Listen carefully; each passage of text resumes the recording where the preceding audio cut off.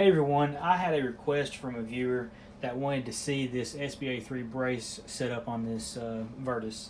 So this is obviously not the way it comes. But as you can see, I've got what SIG calls a knuckle on here, and pretty much what that is that's a little folding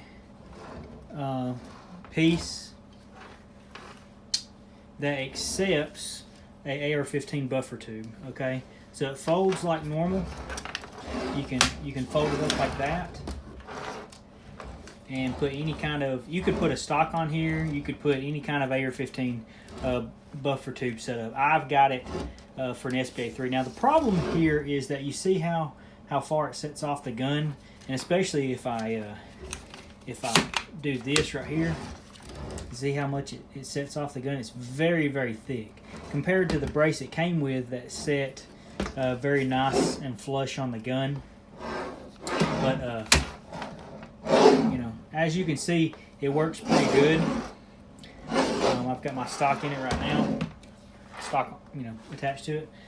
But that's pretty much it. There's not much more to it. You know, this connects, this screws into the little back piece just like any other 1913 style stock. It just is folding and has a place to put the buffer tube. So on this, you need the buffer tube and the castle nut, and then you need some kind of stock or brace to go on it.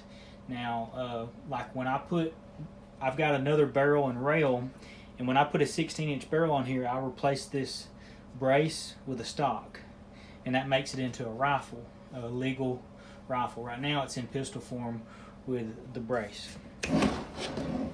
Sorry, it's kind of hard to get to. But anyway, that's pretty much that right there. Now the reason I went with this, it's not because I like the way it looks better or whatever.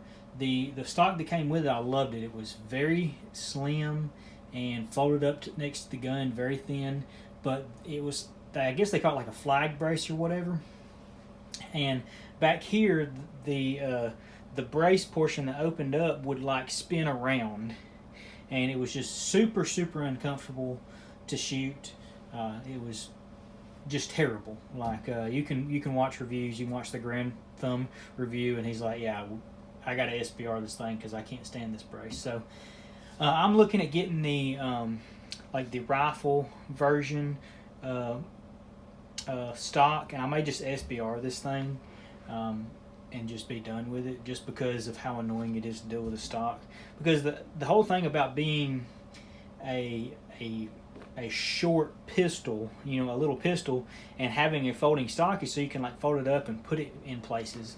And when I fold this thing up, I'll show you again.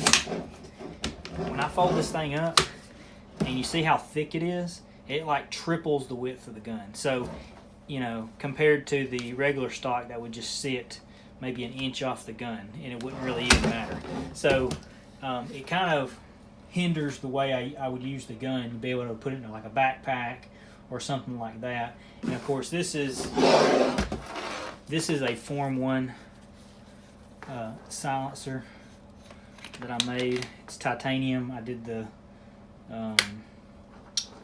did like the coloring myself. You just heat it up with a torch. I mean, it's not perfect, but anyway, it's I've got a Griffin Armament brake on there, and I guess I can go over the gun real quick. I've got a Surefire pressure switch, momentary and permanent. I've got a Surefire Scout M600. I've got Magpul Pro sights. I've got a SIG Romeo 5 Magpul backup sights, and then everything else is stock. Got a Magpul PMag in here. The only thing I've done to the gun internally is this. The safety was very hard to actuate, so I actually took the spring out under the grip, grinded it down just, you know, a millimeter maybe, and put it back in there, and then took it out and grinded a little bit more until this safety was easy to flick on just like an AR-15, because it was actually very difficult. So that's the only kind of like mod I did to it. But anyway, that's my gun right now. This is the first video I've done since the torture test, and it runs great. I may make another video where I go over barrel swapping. I've got some tests I've done where pretty much I would shoot with this barrel, take that off, shoot with the 16-inch barrel, and see how the grouping was compared. Like, if you want to see this, let me know, because I got all this stuff saved up. But like this is 15 yards, and you see this is point of aim right here, and with my 11.5-inch barrel, which is what it's got now, this was my group. And then when I switched to a 16-inch barrel, this was my group. And I did this over and over again, and I was consistently getting like 3 inches or so. When I put the 16-inch barrel on, I was at about 50 yards, I was getting a 3-inch rise, but my groups were staying pretty consistent. I was able to